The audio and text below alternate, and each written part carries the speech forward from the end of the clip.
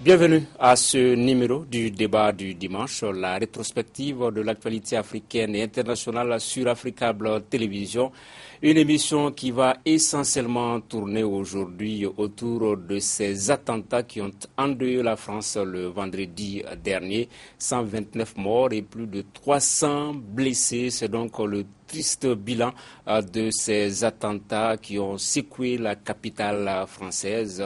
Une question que nous allons aborder avec nos invités. Gaussou Drabo, journaliste, ancien ministre de la Communication du Mali, Alexis Kalambri, directeur de publication des Échos, Dr Modibo Makalou, économiste, et Serge Daniel, journaliste, écrivain. 129 morts et plus de 300 blessés. C'est le triste bilan d'une série d'attentats terroristes ayant ciblé la capitale française vendredi dernier. Entre autres points attaqués, donc le Stade de France où avait lieu un match amical entre la France et l'Allemagne, et également le Bataclan qui abritait un concert de rock. Nous écoutons ici quelques témoins qui étaient respectivement sur les lieux, des témoins donc de ces séries d'attaques sur la France. Il y a eu plein de rumeurs à l'intérieur du stade, on était à la porte E, ça pétait juste à côté, c'est vrai que c'était bruyant, mais on pensait que c'était juste des bombes agricoles. Après il y a eu des rumeurs, on a entendu parler de fusillades. Là c'était très confus à l'intérieur du stade, il y a eu des mouvements de foule en fait qui étaient très angoissants, je dirais, pour tout le monde, les gens qui étaient par terre, etc. On avait mal parce que se faisait tirer dessus, c'était une boucherie, c'était un carnage, des gens morts partout et voilà. Voilà des attentats en France et le bilan qui évolue 132 morts ce dimanche après-midi et plus de 300 blessés. Nous écoutons ici le président François Hollande dans sa deuxième prise de parole. Il a pointé du doigt Daesh. Face à la guerre, le pays doit prendre les décisions appropriées. C'est un acte de guerre qui a été commis par une armée terroriste, Daesh, une armée djihadiste contre la France, contre les valeurs que nous défendons partout dans le monde, contre ce que nous sommes, un pays libre qui parle à l'ensemble de la planète. C'est un acte de guerre qui a été préparé, organisé, planifié de l'extérieur, et avec des complicités intérieures que l'enquête permettra d'établir. C'est un acte d'une barbarie absolue. À cet instant, 127 morts et de nombreux blessés. Les familles sont dans le chagrin, la détresse. Le pays est dans la peine. Et j'ai pris un décret pour proclamer le deuil national pour 3 jours. Toutes les mesures pour protéger nos concitoyens et notre territoire sont prises. Dans le cadre de l'état d'urgence, les forces de sécurité intérieure et l'armée, auxquelles je rends hommage, notamment pour l'action qui s'est produite hier et qui a permis de neutraliser les terroristes.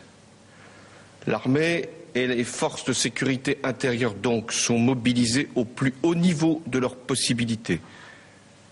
Et j'ai veillé à ce que tous les dispositifs soient renforcés à l'échelle maximale. Des militaires patrouilleront en plein Paris tout au long de ces prochains jours. La France, parce qu'elle a été agressée lâchement, honteusement, violemment, la France sera impitoyable à l'égard des barbares de Daesh. Elle agira avec tous les moyens, dans le cadre du droit, et tous les moyens qui conviennent, et sur tous les terrains, intérieurs comme extérieurs, en concertation avec nos alliés qui eux-mêmes sont visés par cette menace terroriste.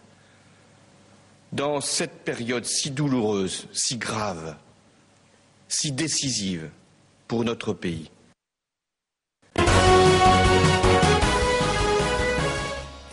Le président François Hollande, suite donc à ces attentats dont le bilan réactualisé en ce dimanche en début de soirée est donc de 132 morts et plus de 300 blessés.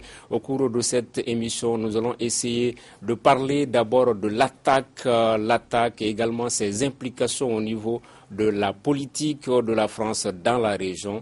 L'attaque également, ses enjeux, en quoi en tant qu'Africains nous sommes concernés par ces attaques terroristes. Des questions donc qui seront abordées par nos invités. Mais déjà, une première question, Monsieur le ministre, est-ce que personnellement, vous avez été surpris par ces attaques-là? Par l'ampleur, par le nombre très important de pertes en vie humaine et par, la soudaineté de l'opération. Sinon, on peut noter qu'au cours de ces derniers mois et bien avant l'attaque contre Charlie Hebdo, il se manifestait régulièrement en France des alertes, des préparations de complots djihadistes. Et je crois que les autorités ont rappelé qu'au cours de ces 6 derniers mois, il y a eu 5 tentatives d'attentats qui ont été déjouées. Donc il y avait effectivement, disons, des signes, pas précurseurs, mais des signes qui montraient que la France était spécifiquement ciblée et qu'il y avait une volonté, constante d'organiser un événement à forte résonance médiatique et à grandes conséquences sur le territoire français. Alexis Calambri, oui, effectivement, c'est l'ampleur qui surprend, surtout qu'on se réjouissait de voir sur le terrain le plan Vigipirate qui quand même était visible et assez dissuasif. On se disait qu'il y aura quelque chose, mais pas dans cette proportion, pas avec cette ampleur-là. Oui, docteur Bakalou, sur la question. Merci, M. Tangara. D'abord, une pensée pieuse pour les familles endeuillées et puis mes vœux de prompt rétablissement pour les personnes qui sont blessées. J'aimerais dire que c'est quand même une violence inouïe qui était supposée déstabiliser l'État français et c'était supposé s'aimer le chaos. Ça n'a pas été le cas. Il y a eu cette résilience de l'État. Je pense que tout le monde savait qu'il fallait s'attendre à quelque chose. Je pense que les spécialistes du renseignement l'ont dit et l'ont répété très souvent récemment. Mais la manière dont cette terreur a été organisée, provoquée et instrumentalisée à des fins idéologiques et aussi religieuses, c'est vraiment, ça démontre à quel point Daesh, qui est l'acronyme quand même arabe de l'État islamique, qui n'a rien d'un État et qui n'a rien de l'islam aussi, pour montrer aussi qu'ils étaient prêts à frapper en France et en Europe. Okay. Oui, Serge. Moi, ce qui me frappe, la première observation que je voulais faire, et je vais prendre 2 bonnes minutes pour m'expliquer, c'est que c'est désormais la suprématie de l'État islamique, de l'organisation État islamique sur Al-Qaïda. Vous savez qu'en fin 88, on savait que les soviétiques s'apprêtaient à quitter l'Afghanistan. Alors, que fallait-il faire des djihadistes de tous les pays qui s'étaient réunis qui étaient en Afghanistan et au Pakistan? Il y avait 2 chefs, le fameux Abdullah Azzam, qui est un universitaire jordanien, et Oussama Ben Laden. Le premier disait, les troupes, il faut qu'on forme une légion étrangère pour combattre ce qu'ils appelaient les régimes apostats. Et Oussama Ben Laden, lui, il a dit non, il faut que chacun retourne dans son pays d'origine pour porter le djihad. Donc l'ensemble des djihads nationaux forment le djihad international, le Al-Qaïda étant la référence qui adoubait les djihads nationaux.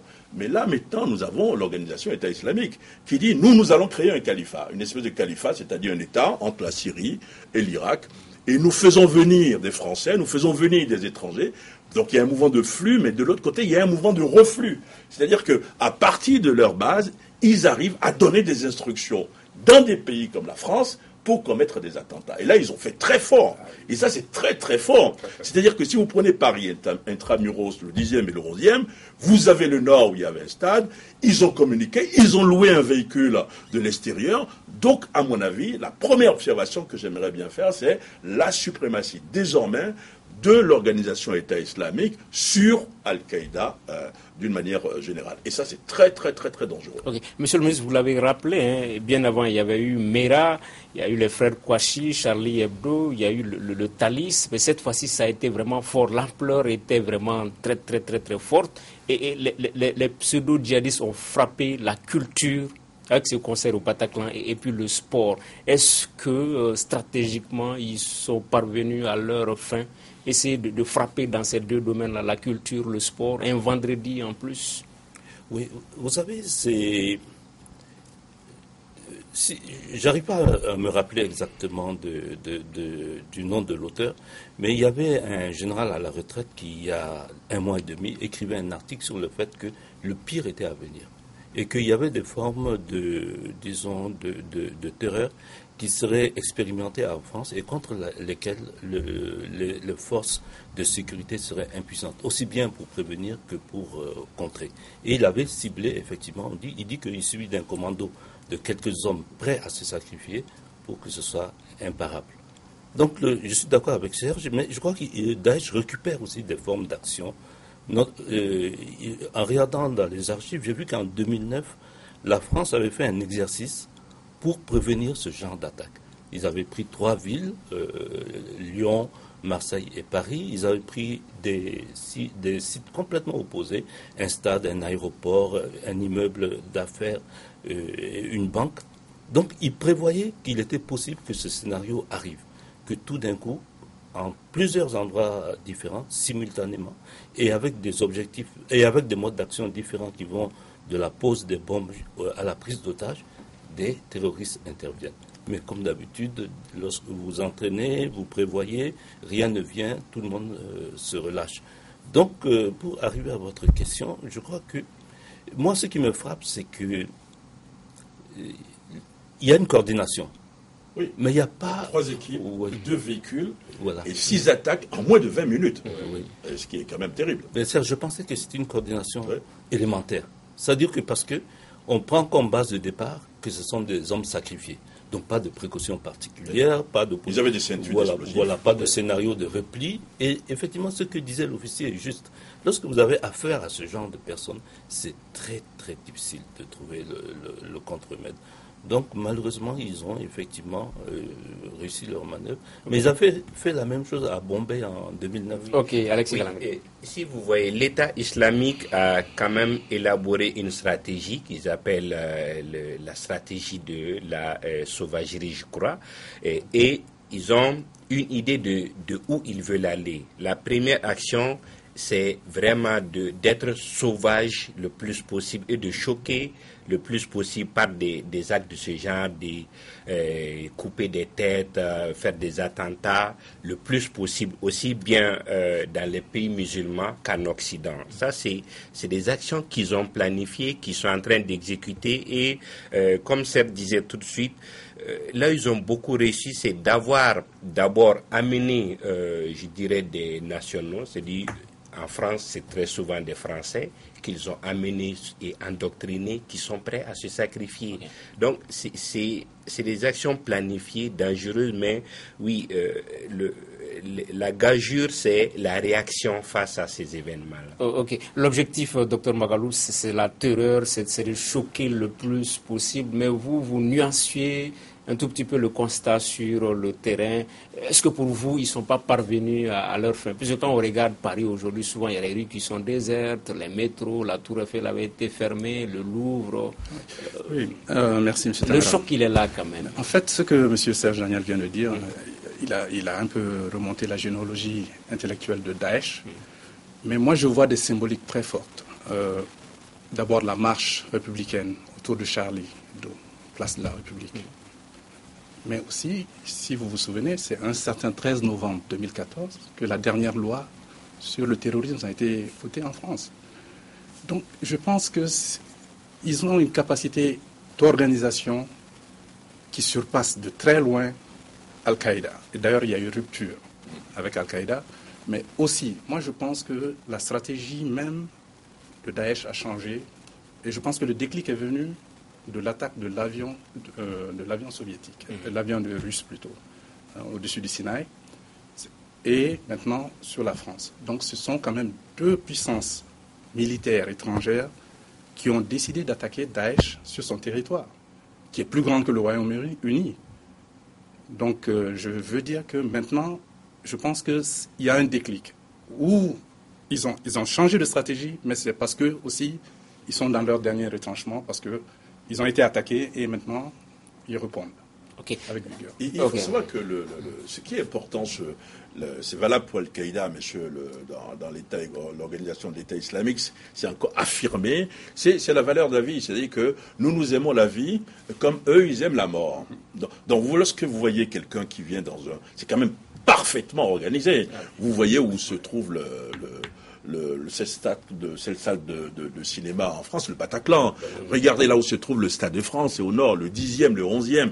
Donc c'est parfaitement quelque chose de synchronisé. Donc cela veut dire quoi? Cela veut dire que on peut avoir tous les moyens, mais c'est pas évident de lutter contre le terrorisme. D'une part, mais de l'autre côté, c'est que l'organisation État islamique a les moyens pour le moment de sa politique. C'est-à-dire qu'ils sont organisés. Ils savent par exemple qu'ils peuvent louer un véhicule hors de la France et venir en France, parce que c'est l'espace Schengen. Ils savent qu'ils peuvent passer quasiment inaperçus. Donc c'est quand même quelque chose de très inquiétant. Si ça arrive là-bas, on reparlera tout à l'heure de l'Afrique. Ça veut dire que nous aussi, nous sommes en très grand danger. Ok, monsieur le ministre, on est dans une équation. L'asymétrie, la guerre asymétrique peut constituer des revers pour des armées, pour des États organisés, même comme la France, avec tous ces services de renseignement. On a du mal à croire comment est-ce que cela a pu être possible, coordonné, tout. On parle de la Belgique aussi comme un ventre mou. Vous savez, moi très sincèrement, je mettrais moins l'accent sur la force de Daesh, parce que dans cette opération, il y a l'organisation, il y a la coordination, mais il y a des faiblesses. 3 personnes qui seront sautées devant le Stade de France. Heureusement qu'ils sont devant le Stade de France. Oui, parce non, que mais l'objectif, c'était de rentrer, de s'exploser à l'intérieur de... Non, personne ne sait exactement qu'est-ce qu'ils avaient l'intention de faire. Ils auraient pu se mettre au moment où la foule arrivait ou au moment où la foule sortait. Il y a également quelqu'un qui s'est fait exploser à côté de boulevard Voltaire. Personne ne sait pourquoi. Donc ça veut dire que quelqu'un a dit qu'il y a la chance que les gens ont eue, c'est que ce n'est pas des professionnels, des gens surentraînés. Ce sont des kamikazes. Mais c'est ça qui est plus dangereux. Non, oui, mais en même temps, ça limite le nombre de scénarios possibles. Bon, je reviens à votre question, c'est que... Est-ce que c'est Daesh qui est fort ou bien est-ce que ce sont les États qui sont impuissants? Vous savez, j'entends le Premier ministre français dire que oui, nous allons nous venger, nous allons répliquer sur le terrain, tout cela. Pas en Syrie, pas en Irak. C'est en France, en fait, que se situe la faiblesse de la protection. Et tout le monde le dit. Les gens font des fiches, ils cataloguent, mais ils ne sont pas arrivés à comprendre comment, dans les quartiers défavorisés, des gens basculent dans Daesh. Quel est le processus de doctrinisation de ces gens?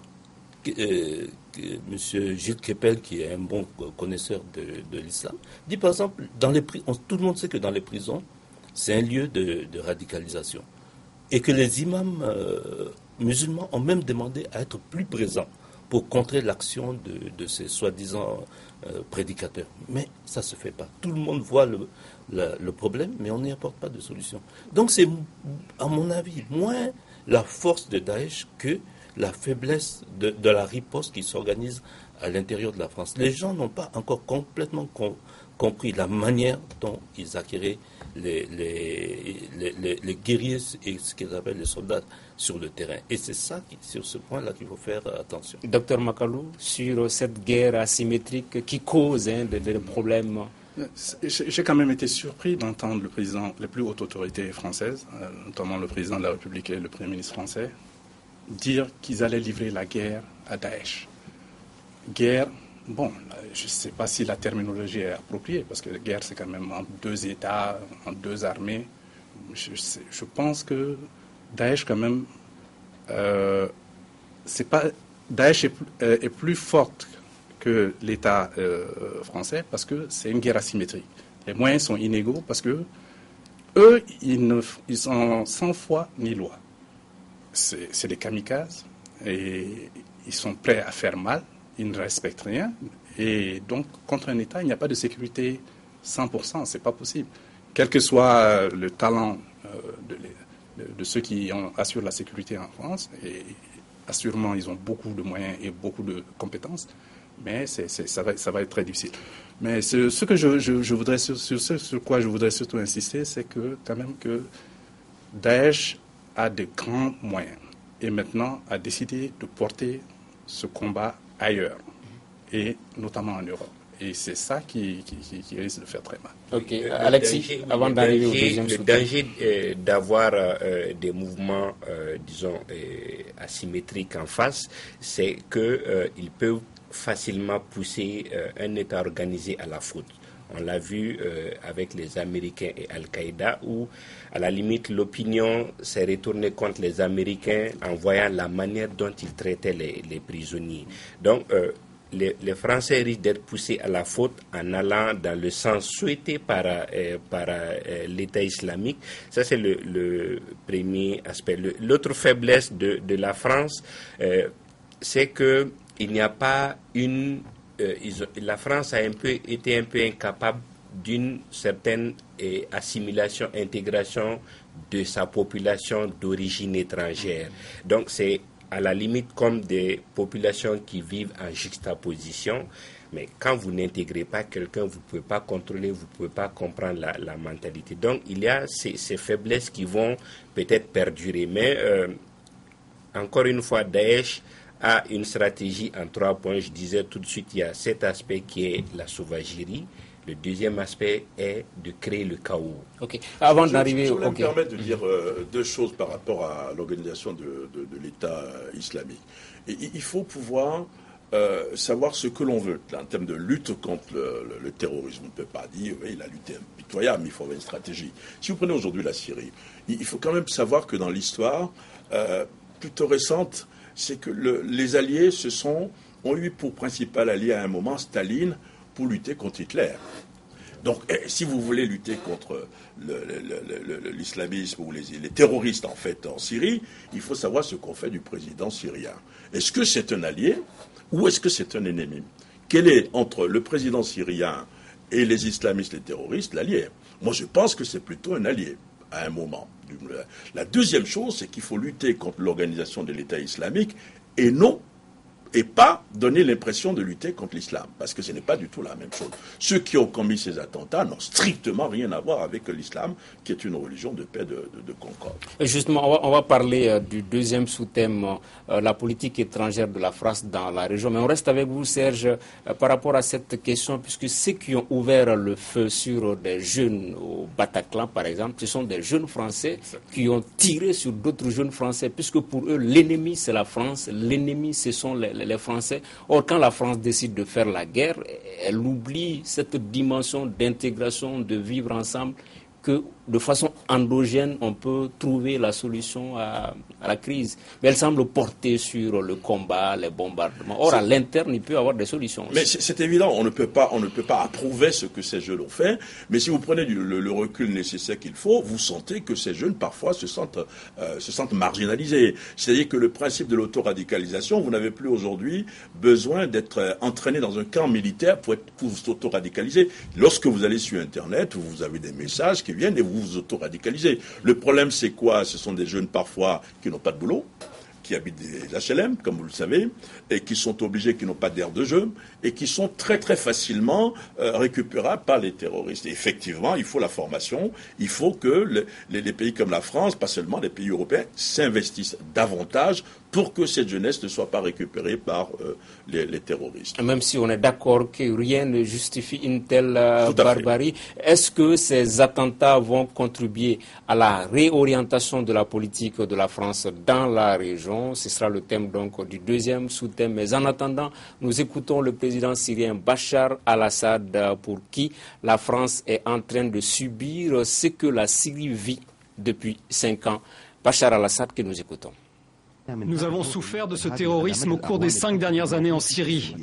Ce qui est arrivé hier en France ne peut être séparé de ce qui est arrivé à Beyrouth il y a 2 jours, parce que le terrorisme est le même. Nous ne devrions pas considérer le terrorisme en le différenciant en fonction des lieux. La Syrie, le Yémen, la Libye et la France sont en fait un seul et même terrain dans le monde entier.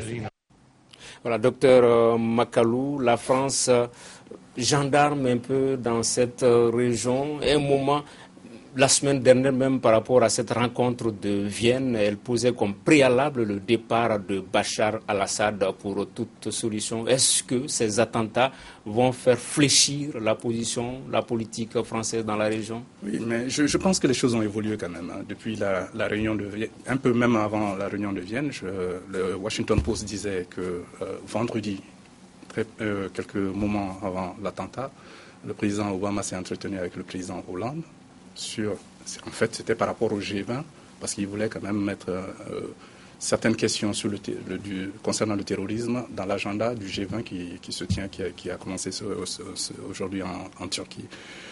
Mais pour revenir un peu à ce que M. Serge Daniel avait dit, les adeptes, il faut qu'on se pose la question, qu'est-ce qui rend Daesh attrayant à ces adeptes qui viennent des pays qui combattent Daesh, notamment le Royaume-Uni et la France, qui sont les 2 puissances qui viennent tout juste après les États-Unis par rapport aux frappes en Syrie et en Irak. Bon, maintenant, la question que vous m'avez posée revient à dire que les populations hétéroclites se joignent, quittent ces pays pour aller rejoindre l'État islamique, mais en même temps, ces gens, on ne peut pas, ils sont la nationalité, comment est-ce qu'on va les contrôler leur retour? Les flux et le reflux, c'est ça qui est difficile plutôt à gérer. Alexis, est-ce que la France paie le prix de son engagement, de ses bombardements par exemple? Heureusement, ici, on l'a souvent dit, il y avait une guerre contre la Syrie qui ne se justifiait pas. C'est-à-dire, on a financé un mouvement au départ qui s'appelait Armée syrienne libre, qu'on a vu s'éclater en plusieurs morceaux. Aujourd'hui, la Syrie, divisée en 4, vous avez Bachar, vous avez l'armée, l'État islamique, vous avez ces rebelles-là, vous avez les Kaboul qui contrôlent le pays. Donc, franchement, les questions d'immigrer en Europe, ces questions d'intégrisme et tout est parti effectivement de ce nouvel ordre qu'on a voulu créer de toute pièce au détriment des réalités locales, au détriment de bien d'autres considérations. Oui, rien ne justifie ces attentats, mais quand on prend le recul, on fait quand même 3 constats dans 3 pays. Prenez l'Irak. La communauté pas la communauté internationale, mais les États-Unis d'Amérique sont intervenus en Irak. Il y a 2 mois, l'ancien Premier ministre britannique Tony Blair disait « Je regrette une chose, c'est que nous n'avions pas effectivement tous les éléments qui prouvaient que Saddam Hussein était en train de fabriquer la bombe atomique. » Ils se sont trompés. Ils ont détruit ce pays qu'est l'Irak. Prenez la Libye de Kadhafi. Kadhafi, c'était un dictateur, je suis désolé. Mais je suis désolé, ils ne sont pas allés en Libye parce que Kadhafi était en train de massacrer plus que pas le passé son peuple. Ils sont allés en Libye parce que Kadhafi a le pétrole et il fallait gérer son pétrole. Qui sont ceux qui gèrent le pétrole de Kadhafi aujourd'hui? Donc évidemment, ils ont détruit ce pays. Prenez par exemple ce qui se passe aujourd'hui en Syrie. Bachar el-Assad est un dictateur, oui, je veux bien, mais si vous avez à choisir entre lui et les pieds nickelés d'opposants, la réalité est là. Donc la communauté internationale, je ne justifie pas les attentats, ça ne justifie pas les attentats de Paris, mais il faut prendre le recul et dire attention, nous faisons partie d'un monde libre qui veut la paix. Nous ne nous trompons pas d'objectif en aidant des pieds nickelés qui ne représentent en fait localement rien du tout et qu'il vaut mieux, dans un pays comme la Syrie, s'entendre avec un gouvernement, le gouvernement syrien, ne serait-ce que pour un moment, pour lutter justement contre ces terroristes-là. Ok. Monsieur le ministre, est-ce que c'est parce que la France se la joue peut-être solo qu'elle est la plus attaquée de tous les pays européens, puisque tous les attentats quasiment, c'est là-bas. Est-ce que c'est le prix de son engagement dans cette région-là? Bon, il y a 2 hypothèses. Soit c'est le prix de son engagement, je ne suis pas tout à fait sûr, mais c'est peut-être aussi le prix de sa faiblesse. C'est-à-dire que je suis d'accord avec ce que Alexis disait, Daesh est un système organisé qui analyse, qui projette, qui planifie et qui essaie de fonctionner comme un État. Identification des ennemis, identification des faiblesses. Donc c'est certainement pour cela. Et je crois que la France, je suis entièrement d'accord avec Serge. Vous savez, au début d'abord je veux dire que Assad est quand même un peu gonflé parce qu'il a massacré des milliers de ses concitoyens. Donc il ne peut pas assimiler, disons, la situation que connaît la France avec la situation que connaît la Syrie. Mais effectivement, c'est une erreur majeure du monde occidental, et notamment de la France, d'avoir posé comme condition première des changements en Syrie le départ d'Assad. C'est une hypothèse qu'on met à la fin d'un processus. Si vous entamez par cela, vous coupez court à toute négociation. Et effectivement, vous faites rentrer dans le pays dans un processus d'opposition armée et dans lequel processus vous choisissez, comme Serge l'a dit, les gens les moins fiables. Ok. Oui. Oui, non, je veux dire que simplement, il y a, je ne justifie pas le fait que Daesh, disons, ait raison d'attaquer la France, mais Daesh a l'intelligence d'analyser ses ennemis. Parce que Daesh, n'oubliez pas, Daesh commercialise le pétrole des zones qu'il occupe et avec des sociétés occidentales.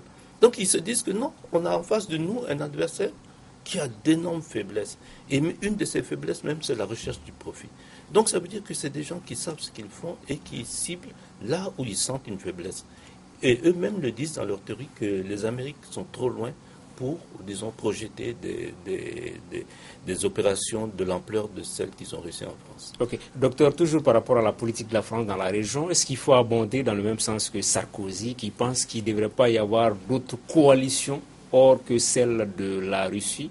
Il a été même le 29 octobre dernier à Moscou, il a été reçu par le président russe. Est-ce que pour lui, il faut ce virage à 180 degrés de la politique française dans la région? Rejoindre les Russes, par exemple. La France, d'abord, c'est 4% des frappes en Syrie. C'est 4%. Ils viennent tout juste après les États-Unis et le Royaume-Uni. Mais aussi, vous avez vu que la manière dont l'Iran est revenu à la table, avec force et fracas, à Vienne et ailleurs, l'Iran est devenu un interlocuteur privilégié des puissances qui ne voulaient pas lui parler. Donc, Assad, bon, on parle de Daesh, mais Daesh a prospéré pendant ces 10 dernières années. Et même si la rupture avec Al-Qaïda, parce que Al-Qaïda même considère que Daesh est trop radical. Mais en même temps, Daesh, ils utilisent les moyens de communication sophistiqués. Même s'ils se réclament d'un islam pur à la source du temps de son prophète, sallallahu.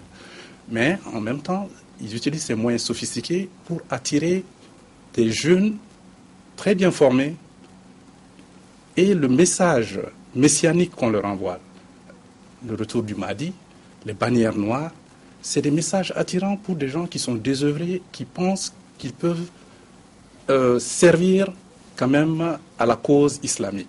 C'est un leurre, c'est un leurre, mais en même temps, c'est un message qui est attrayant pour des populations désœuvrées qui sont prêtes à se faire exploser. Le président syrien a deux appuis internationaux. Et ça, c'est très important, c'est la Russie et l'Iran. Il faut discuter forcément avec la Russie et l'Iran.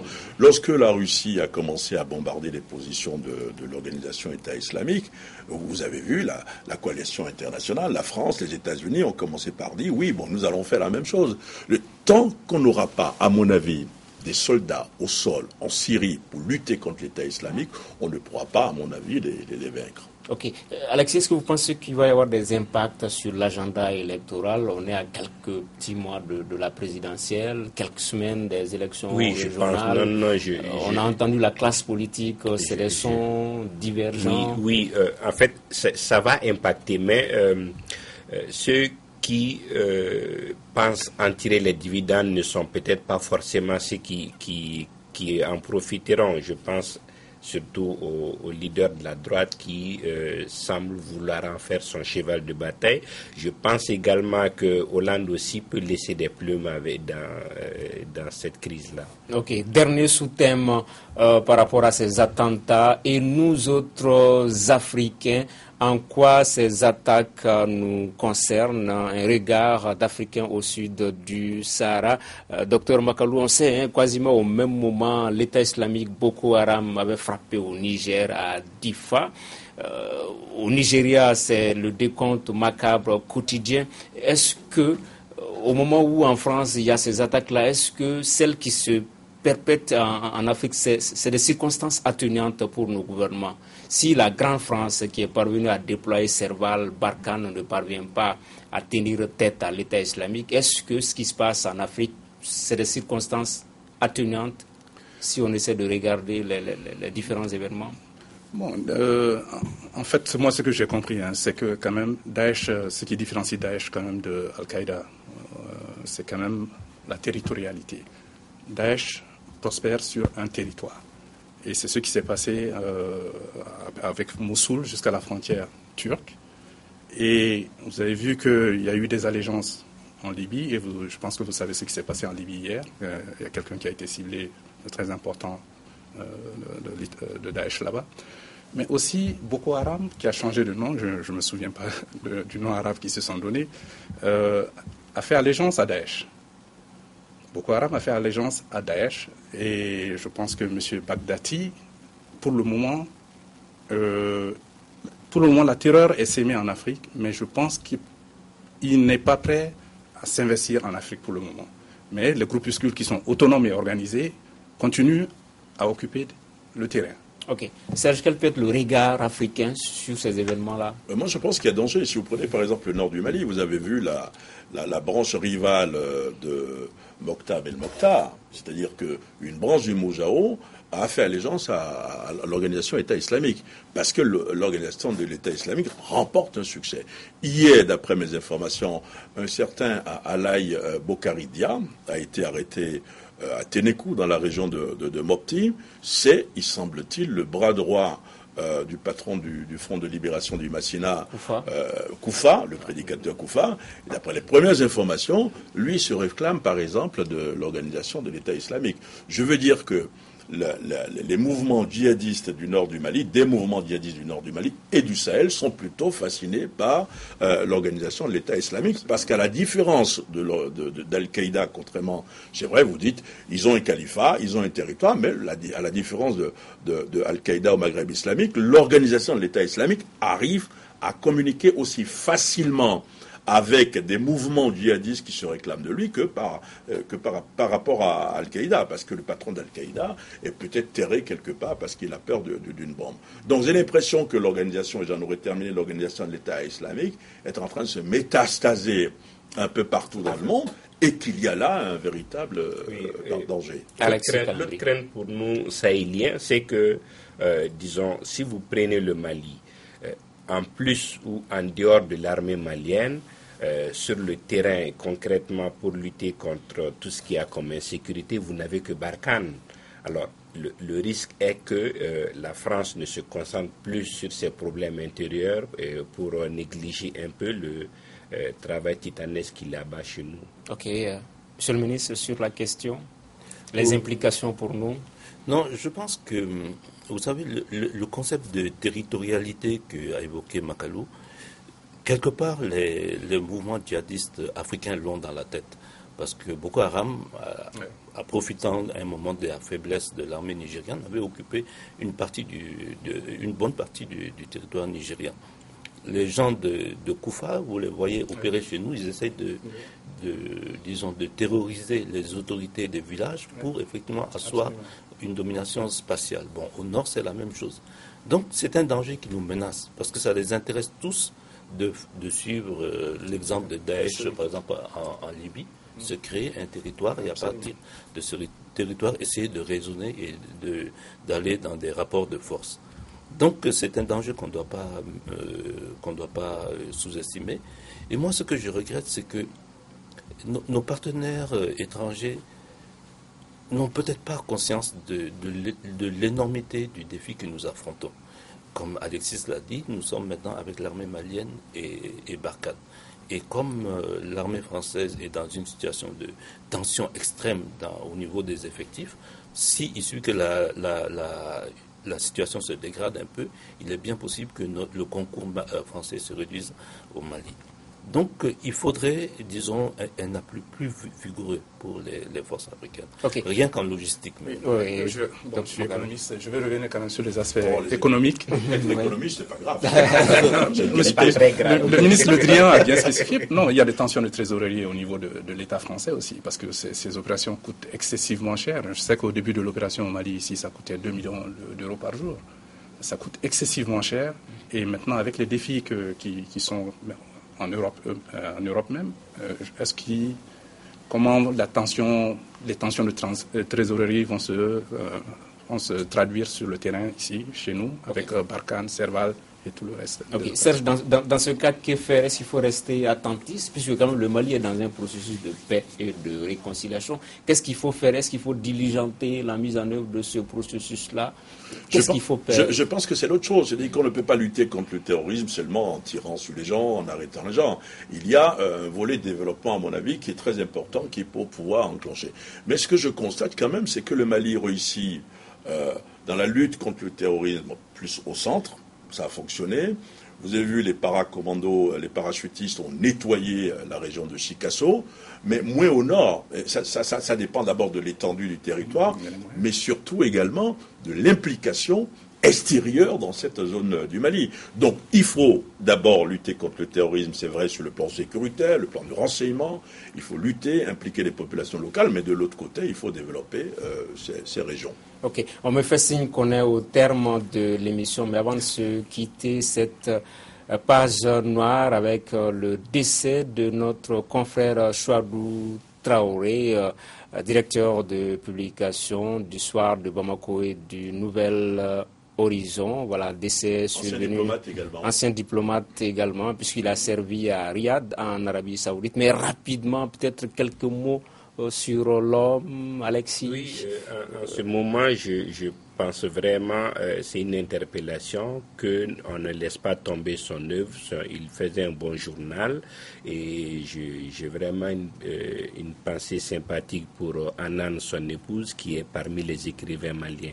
Moi, je le trouvais très diplomate. Et pendant longtemps, je l'ai appelé grand frère, jusqu'au jour où on a découvert, comme Sambitré, que moi, j'étais plus âgé que lui.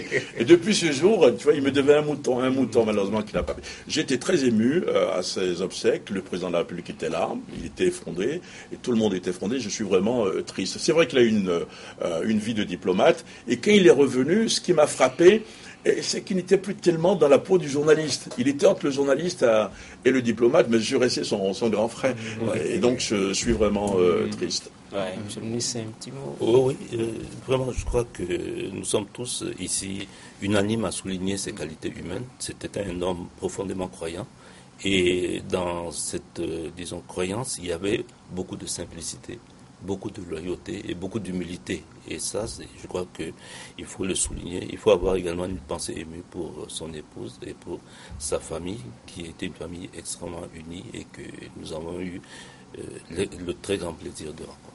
Voilà, on prie donc pour le repos de son âme. Oui, paix à son âme, mais je pense que ça a été un vrai pionnier de la presse malienne, et vraiment qui mérite d'être salué, et quelqu'un de très courageux, et l'un des premiers journaux. Qui avait beaucoup de conviction. Ok. On prie donc pour le repos de son âme. Ainsi prend fin ce numéro du débat du dimanche. Merci de l'avoir suivi. Nos invités étaient Gaussou Drabo, journaliste, ancien ministre de la Communication du Mali, Alexis Kalambri, directeur de publication des Échos, Dr Modibo Makalou, économiste, et Serge Daniel, journaliste écrivain. Merci de l'avoir suivi. À la semaine prochaine pour un autre numéro du débat du dimanche.